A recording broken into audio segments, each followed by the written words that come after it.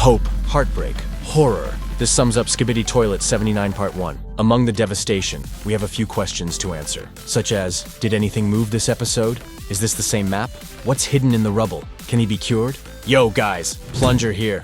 Let's waste no time. We're diving right into this insane first part. Here we are, in the camera base. Once again, our POV is a portable camera, and immediately we notice an extra alert. We have a translator connected. Our transmissions are still disabled, of course, but I have a feeling that's not going to help us much. Right away, we realize that we can actually understand the speakermen talking. Speaking of speakers, here's our POV. I predicted this as the thumbnails were coming out, by the way. Plunger in the comments? We look around at a bunch of cameramen working on various tasks. Look how tall the Cameramen 3.0 are, bro. But the TV men are even taller. And, well, I'm sure this dude will be tall when he stands up again. The scientist cameraman seems to be grieving at the base of the Plunger Man monument, which is absolutely huge in the room. When did they even find the time to build this thing? Which member of the Alliance is a talented sculptor?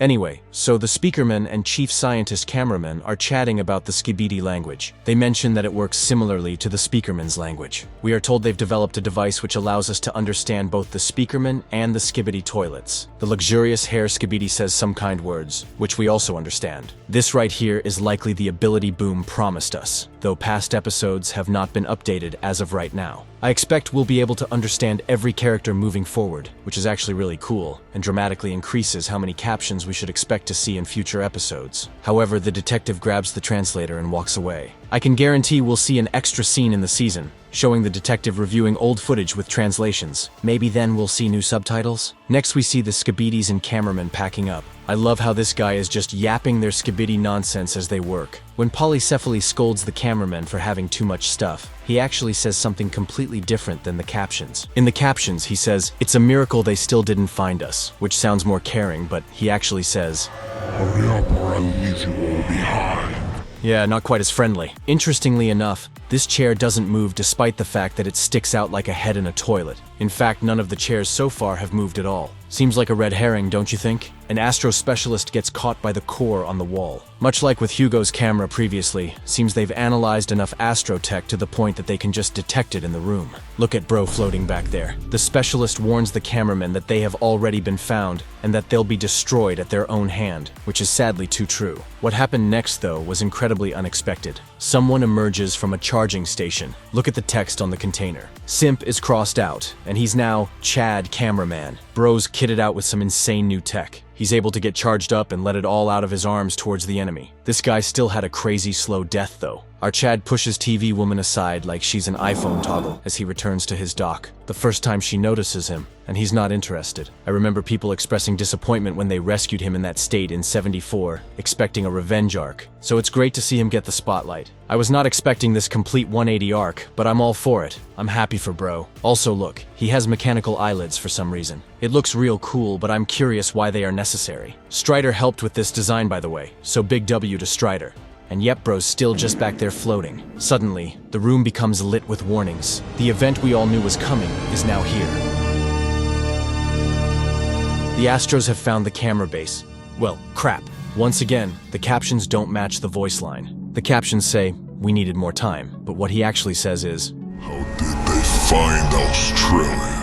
This is bizarre because we know the camera base is in New Zealand. I don't know. Maybe y'all hear something different. Next, we see this guy again from season 25. Bro strolls in with a briefcase, pissed about his ruined outfit. He mentions that it looks like they don't want to settle. Does this imply bro was out there trying to negotiate for peace like he did with the Alliance? Since when were they ever considering peace? The Astros certainly aren't. As the POV runs out the door, we learn that this room is the same main room from episode 50. It looks completely different, with layers of metal and equipment added all over the place. And the doorway is completely new also. The description mentions the base scene had help from Deer from Ohio, so congrats to them. It looks phenomenal. Also, check out that transition when the explosion hits when running out the door. This scene is such a strong callback to episode 50, and I love it. Though the epic scale has been completely overfilled and broken at this point, we get an intense Astro specialist execution by Berserker. You just love to see it. My predictions about the Astro bones came true, from him being an interceptor, down to where he is in the map.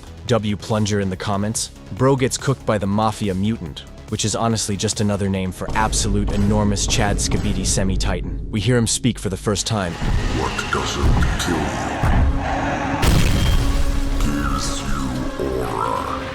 bro was right. Dude's oozing aura. Getting a good look at his design, we can spot the same toilet bowl that Hugo has, though there's a lot more metal surrounding it. Next, we see this iconic dude again. This scene with MJ is so funny. Like, bro looks so innocent, like a lil puppy. Where did his insane, unhinged vibe go? After he gets pet like a good dog, more Astros arrive, then the Duchess herself. But did you notice something strange here? The camera doesn't just zoom in here, it flies towards her. We can see the parallax as the POV moves. I don't think the speaker man or portable camera is genuinely doing that, so I think it's just an interesting trick by Boom to make things more cinematic. Boom's certainly been bending the rules more and more lately. Also, this moment with the bomb is absolutely amazing. The lighting is so good. She absolutely demolishes Robert when she sits down. Rest in peace, lil bro. Though I gotta say, it didn't really look like bro was alive to begin with. He didn't move a millimeter. Her line here, "You have no idea who's coming," is a strong callback to G-Toilet. Boom really feeding the relative theories with this one. Also, my predictions about the Duchess came true. She's right where I said she'd be. W Plunger in the comments. Duchess just playfully sits swinging her leg as someone arrives. The Watchman of Doom is here. Oh guys. And interestingly enough, he begins speaking forwards. We can immediately tell that the core hijacker doesn't really work the same way as the parasites did. Some of his original consciousness is bleeding through, actively feeling and expressing deep remorse. The core hijacker is more of a prison than a complete overriding, even though he cannot control himself anymore. This gives us some hope about recovering him, but it is 1,000 times sadder. Look at him. The Astros have certainly had their way with him. He looks so different. Bro's got Astro weapons, an Astro warp ring, and also has a helmet with 4 stripes. Yep, the tech leak was indeed the inside of his head. Astro energy is running all the way through him. Regardless of how sad it is, his design looks phenomenal. His weapon and shield look so gnarly, bro. W to Deer from Ohio for cooking this one up. We see a barrier go up around the camera base right as he begins approaching, and all the cameramen begin hopelessly shooting at the core hijacker. But it's no use, and then he attacks. Damn, the Duchess is having the time of her life back there. Unexpectedly, dude's new claws are now more than just blades on his back. He can eject them, and they home in on nearby targets. Look at Duchess's face again. She's so smug. Oh, and my predictions about the scientist mech came true. Well, except for who he's attacking, that is. But he's right where I said he'd be. W Plunger in the comments? Well, the excitement is short-lived, because Doom absolutely cooks the mech with his sword, literally throwing it. The same camera trick happens right here. The view physically moves towards the wreckage. Also, did you spot this tiny skibidi toilet in the rubble? What is that? What is bro doing there? The mech's pilot climbs out, and it's who we all suspected it'd be. Kleiner literally just says "fascinating" after the attack, before screaming and flying away. Bro manages to escape from the wreckage, mostly unscathed, which surprised me, not gonna lie. Same can't be said for the Watchman of Doom. Ain't an inch of this guy that ain't on fire right now. We hear him groaning in regret, which is just sad. He's still in there. This prompts Duchess to assert that only power matters, not emotion. This perfectly sums up the Astro Empire. As the cameramen prepare to attack once more, for some reason our POV suddenly has an epiphany and tries to warn everyone to go inside. Sadly, I think they are both blinded by rage, and also likely don't have the ability to translate the speakerman yet. This first part ends on a cliffhanger, the most horrifying cliffhanger so far. The Astro Obliterators produce 4 panels, which are then used with the Watchman of Doom to cast the most powerful red glow seen in the series. They have really reverse-engineered everything, guys. Every single cameraman on the base freezes. We don't even know if their lenses can protect against this. Even our mounted portable camera switches off at the sight of it. And with that, the episode comes to a close. Oh, wait. The episode ends with 10 seconds of a black screen, so let's analyze those next.